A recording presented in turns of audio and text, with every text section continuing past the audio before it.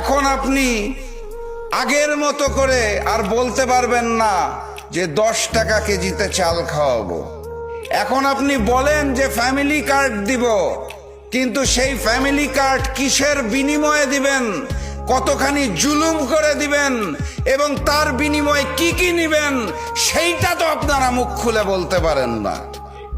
যেই দলের নেতা বাংলাদেশে নিজের মাতৃভূমিতে পা রাখবে কিনা সেটার সিদ্ধান্ত একা নিতে পারে না, সেই নেতার নেতৃত্বে নতুন বাংলাদেশের 18 কোটি মানুষ ফ্যামিলি কার্ড নিয়ে শান্তিতে থাকবে, এটা বাংলাদেশের কোনো পাগলও বিশ্বাস করে না। বাংলার জনগণ এখন আগের মতো তাদেরকে যা বুঝাবেন তাই বুঝবে, সেই দিন শেষ হয়ে গেছে। ওই মিডিয়াকে কন্ট্রোল করে ভারতীয় আধিপত্যবাদের প্রচারণার জন্য যেই বাংলাদেশ গড়ার পরিকল্পনা করা হয়েছিল, সেই বাংলাদেশ এখন আর নাই। ফলাফল পড়বে কি পড়বে না সেটা দেখার জন্য খুব বেশি সময় বাকি নাই।